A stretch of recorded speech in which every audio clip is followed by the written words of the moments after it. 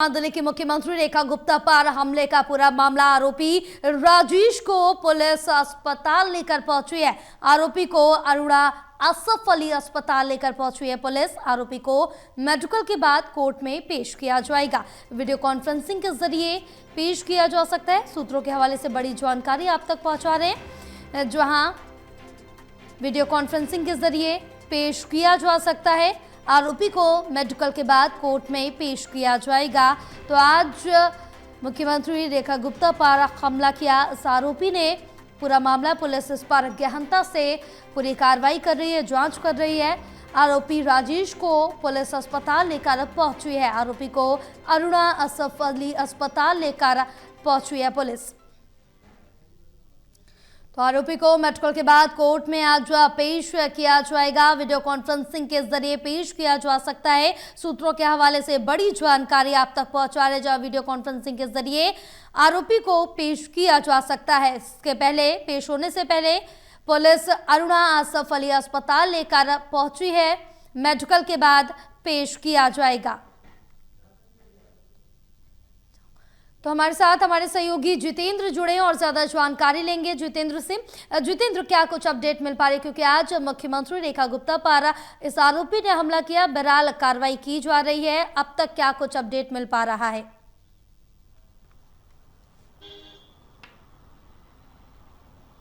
बिल्कुल, देखिए, दिल्ली की मुख्यमंत्री रेखा गुप्ता जब जनसुनवाई कर रही थी अपने आवास पर, उसी समय गुजरात का रहने वाला राजेश जो है वह मौके पर पहुंच जाता है और उनके साथ हाथापाई करता है। ऐसा जो सूत्र बता रहे हैं कि उनके सर में चोटें भी आई हैं, ऐसा कहना है, जिसके तहत 109 के तहत और कई धाराओं के तहत राजेश के खिलाफ मुकदमा दर्ज किया गया है। अगर राजेश के डॉजर की बात करें, यानी कि उसके पिछले इतिहास की बात करें कि आखिरकार उसके ऊपर कितने मामले दर्ज पाए गए हैं, तो उसके ऊपर 5 मुकदमे पहले से दर्ज पाए गए हैं, जो कि गुजरात पुलिस ने किए हैं, जिसमें 3 आबकारी विभाग के हैं, यानी कि शराब बेचना या फिर कहें शराब तस्करी करना, और 2 ऐसे मामले हैं जो कि मारपीट के मामले हैं। यानी कि पहले से ही 5 मामले जो हैं वो आरोपी राजेश के ऊपर दर्ज पाए गए हैं। पहले से एक क्रिमिनल है जिसके ऊपर गुजरात पुलिस ने 5 एफआईआर दर्ज की हुई थी। फिलहाल उन्होंने दिल्ली की मुख्यमंत्री रेखा गुप्ता के ऊपर हमला क्यों किया, इस पूरे मामले की जांच पड़ताल जो है वो दिल्ली पुलिस भी कर रही है, स्पेशल सेल भी कर रही है, क्राइम ब्रांच भी कर रही है, और दिल्ली पुलिस के बड़े आला अधिकारी यानी कि स्पेशल सीपी रैंक के अधिकारी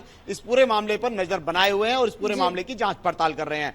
अब जो आरोपी है, सूत्र बता रहे हैं, उसको कोर्ट में पेश किया जा सकता है या फिर जज के सामने वीडियो कॉन्फ्रेंसिंग के जरिए आरोपी को पेश किया जाएगा, क्योंकि अभी अरुणा असफ अली अस्पताल में उसका मेडिकल चल रहा है। मेडिकल के बाद प्रोसेस होता है कि उसको कोर्ट में पेश किया जाता है, लेकिन समय ज्यादा बीत जाने के कारण हो सकता है कि पुलिस अब जज के या तो घर पे लेके जा सकती है या फिर वीडियो कॉन्फ्रेंसिंग के जरिए जज के सामने पेश कर सकती है। सूत्रों का यह भी कहना है कि पुलिस 7 से 10 दिन की उसकी पीसी रिमांड की मांग कर सकती है, और हो सकता है कि उसकी पीसी रिमांड जो है 5 से 7 दिन की पुलिस को मिल भी सके। तो आने वाले समय में ये बड़े खुलासे होंगे कि आखिरकार उसने दिल्ली की मुख्यमंत्री पर हमला क्यों किया। आखिरकार क्या पहले से ये प्लानिंग की गई थी उन पर हमला कराने की, क्योंकि आरोपी जो है सीएम आवास के बाहर पहले ही रैकी करता हुआ भी साफ तौर पर सीसीटीवी में देखा जा सकता है। तो कहीं ना कहीं आरोपी पहले से ही ये प्लान बना रहा था कि दिल्ली की मुख्यमंत्री पर हमला करना। तो फिलहाल पुलिस तमाम एंगलों से जांच पड़ताल में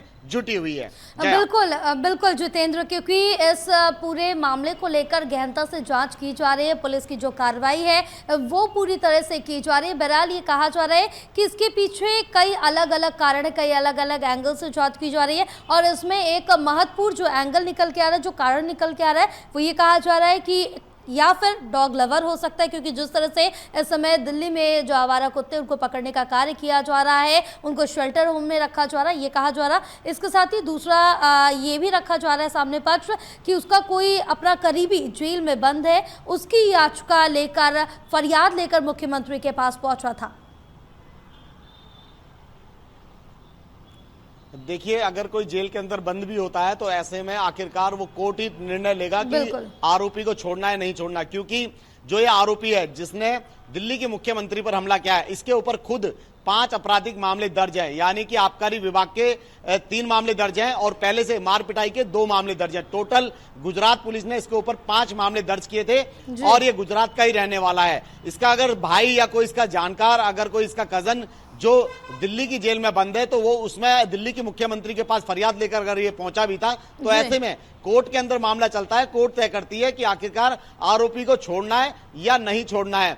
फिलहाल जिस तरीके से देखा जा रहा है कि वो पहले से ही सीसीटीवी कैमरे के अंदर देखा गया है कि वो सीएम आवास के बाहर वीडियो भी बनाता हुआ नजर आ रहा है और वहां की रैकी करता हुआ भी नजर आ रहा है। तो ऐसे में वो पहले से ही कोशिश कर रहा था कि किसी भी तरीके से सीएम रेखा गुप्ता से वो किसी भी तरीके से मिल सके। सवाल ये खड़ा होता है कि आखिरकार उसको ये कैसे पता चला कि सीएम रेखा गुप्ता आज जन सुनवाई करेंगी। और जैसा कि आपने कहा कि डॉग लवर भी हो सकता है, तो फिलहाल इस एंगल की भी जांच की जा रही है कि सीएम के ऊपर आखिरकार हमला करने की क्या कोशिश की गई है, क्योंकि कोर्ट ने यह फैसला लिया था कि दिल्ली के अंदर से डॉगों को हटाया जाए, क्योंकि आम जनता को जिस तरीके से काट रहे थे, छोटे बच्चों को अपना निशाना बना रहे थे, तो ये कोर्ट का निर्णय था, ना कि सीएम रेखा गुप्ता का निर्णय था। तो फिलहाल तमाम ऐसे एंगल हैं जिससे पुलिस जो है जांच पड़ताल में जुटी है कि क्या इसने किसी के कहने पर सीएम रेखा गुप्ता के ऊपर हमला किया है या फिर कोई अन्य वजह है। लेकिन अभी वजह साफ नहीं हो पाई है। दिल्ली पुलिस का कहना है कि इस पूरे मामले की जांच पड़ताल की जाएगी। अभी मेडिकल हो रहा है, उसके बाद उसे जज के सामने पेश किया जाएगा वीडियो कॉन्फ्रेंसिंग के जरिए, या फिर जज के घर पे लेकर जाया जाएगा। उसके बाद पीसी रिमांड पर लिया जाएगा और पीसी रिमांड के बाद ही यह साफ हो पाएगा कि आखिरकार उसने सीएम रेखा गुप्ता पर हमला क्यों किया है। उसके बाद जनता के सामने ये बात सच्चाई आएगी सामने निकलकर कि आखिरकार गुजरात का रहने वाला शख्स दिल्ली कैसे पहुंचा और दिल्ली पहुंचने के बाद सीएम आवास में कैसे घुसा और उसके बाद उनने सीएम के ऊपर हमला क्यों किया। तो तमाम ऐसे सवाल हैं जो दिल्ली पुलिस अभी खंगालने में जुटी है। जल्द ही इसका खुलासा आने वाले वक्त में हो सकता है। बिल्कुल, क्योंकि जितेंद्र जिस तरह से देखे कि यहाँ पर अब इस पूरे मामले पर गहनता से जांच की जा रही है। अभी आरोपी पुलिस हिरासत में, रिमांड अब कितने दिन की मिलती है ये भी देखने वाली बात होगी। और ये कहा जा रहा है जब पीछे सीसीटीवी फुटेजेस देखे गए उसमें ये साफ तौर से पता चला है कि ये जो आरोपी है वो एक दिन वहां पर रुका भी था, किसी जगह पर स्टे किया था। और इसके साथ ही ये भी कहा जा रहा है कि जो रेकी है वो कायदे से इसने की है, फोन से पूरी फुटेज बनाई है और पूरी पहले से जानकारी ले ली, उसके बाद पहुंचा है। बिल्कुल, देखिए एक सीसीटीवी फुटेज जो है वो सोशल मीडिया पर वायरल हो रहा है, जिसकी पुलिस जांच कर रही है। उसमें साफ तौर पर देखा जा रहा है, उसमें बताया गया है कि यही वो राजेश नाम का शख्स है जो गुजरात में रहता है और ये दिल्ली पहुंचा और यहां पर ठहरा और उसके बाद इसने एक प्रॉपर तरीके से एक प्लान बनाया कि सीएम के ऊपर हमला करना है, सीएम के आवास में घुसना है, या फिर सीएम जहां पर जनसंपर्क में जाती रहती हैं वो लोगों से मिलती जुलती रहती हैं। कल भी हमने देखा था कि जब जल भरा हुआ था तो सीएम रेखा गुप्ता यमुना बाजार के आसपास के निचले इलाकों में पहुंची थी और सीएम रेखा गुप्ता आम जनता से लगातार मिलती रहती है, मीटिंगें करती रहती हैं, उनकी छोटी छोटी समस्याओं को सुनती रहती हैं। तो ऐसे में इसने सीएम आवास ही क्यों चुना, क्योंकि सीएम आवास में जब जनसुनवाई हो रही थी उस दौरान ये वहां पर पहुंचा था और पहुंचने के बाद इन्हें सीएम के ऊपर हमला किया है। तो अभी पुलिस इस पूरे मामले की जांच पड़ताल कर रही है कि गुजरात का रहने वाला शख्स आखिरकार दिल्ली में क्यों पहुंचा। बिल्कुल, इसके पीछे क्या मकसद हो सकता है और क्या बड़ी वजह हो सकती है, लगातार जो जांच है वो पुलिस की तरफ से की जा रही है। जितेंद्र आप बने रहे, आगे और भी आपसे जानकारी लेंगे। हमारे सहयोगी हर्षित भी हमारे साथ जुड़े हुए हैं।